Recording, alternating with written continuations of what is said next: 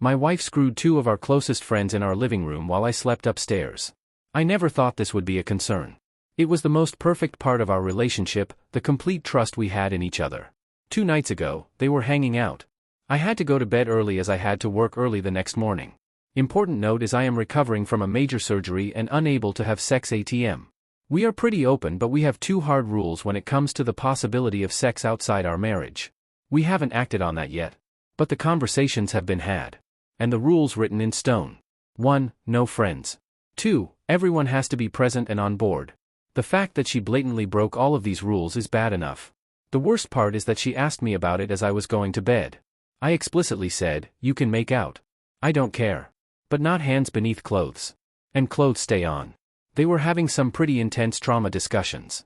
So in the morning when I realized my wife still was not in bed, I checked the camera in our living room to make sure everyone was okay. Instead, I got a front row seat to my wife and our 2 friends fugging for 2 to 4 hours off and on. I threw my phone down and went to the bathroom to try to regain my composure. Plus I thought I was going to vomit. While I was in there she came upstairs and laid down. When I walked in she created me like she normally does. I confronted her about what I saw. I waited for an apology. Still haven't received that. She flatly said, "Oh, I fucked up." As if she had forgotten to turn the lights off or forgot to feed the dog. Not, "Oh hey, you asked my permission and when I laid out boundaries you blew them up," as if they never mattered. I'm honestly still in shock. The rest of the morning was traumatic. She broke doors. She socked her friend in the stomach. The friend tried to prevent her from getting in her car in a suicidal state. My inner petty didn't hate that, but it's still not okay. It ended with her being escorted to an ambulance after cutting herself. I'm currently staying with my friend a little ways away. I blocked my wife. It didn't matter how many times I asked for space, she never gave it to me. After talking to my therapist, my mom and my best friend, I'm still no closer to decided if I'm leaving or giving her a chance to fix it. It's fugged. She's my person. But I deserved so much better than this. She fugged our close friends while I was sleeping. Recovering from a hysterectomy, and I was already going to find a non-friend for her to play with. I hate this. So much. Update. Thanks for all of the input and advice. When I wrote this I was still very much in shock and processing. Someone of you accurately identified that my wife has BPD. She also had a lot of complex trauma that she doesn't really address. Also that we are all women. After sitting on it for about 3 to 4 days, I realized I didn't have much of a choice. It wasn't about her infidelity, which is fucking bullshit. Several of you provided some insight into the behavior that I really think I ignored because of how much I love her. The fact is, she has been ignoring my boundaries our entire relationship. Every time I would enforce consequences for that, she would become suicidal. I continued to ignore this because I love her. On Monday, I made a choice. I decided to end my marriage. But I also decided that I was going to do it with love. I contacted her therapist so they were prepared for the conversation. I also got some advice on how best to express it. I'm giving her enough furniture and household essentials for her next apartment. I have purchased nearly everything in our home. I decided to talk to my wife's ex about their kids.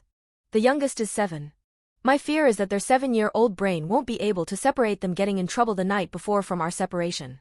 Kids associate things so weirdly, I don't want to inflict that. I also love those kids so much. I came home Monday night and calmly explained what I wanted and needed. Which was to end our marriage. I'm giving her 35 days to find a new place. I will also be moving. I explained that the infidelity was the catalyst but it was not the underlying cause. The cause is her behavior and actions. Yes, drugs were involved. And I begged her not to use them. She did it anyway. She also redosed. I allowed her to share her version of what happened that night. Unfortunately, it didn't line up to the camera footage. Which she also argued. The gaslighting continued. She refused to accept that I was really done. She threatened suicide. She talked about signing over parental rights to her ex. She just continued not taking accountability. It went on for 2 hours before I lost it in a quiet rage and went upstairs to bed. The following morning she continued with the victim mentality. I continued to hold the line that she needed to do what she had to. I could no longer assist her in existing as an adult. Or try to get her to address her issues. Eventually, she started to consider and move forward with the plan moving out. We told the kids yesterday. They were devastated. And it crushed me. Their mom reached out and told me she was sorry to hear. She also told me I could see the kids whenever I wanted.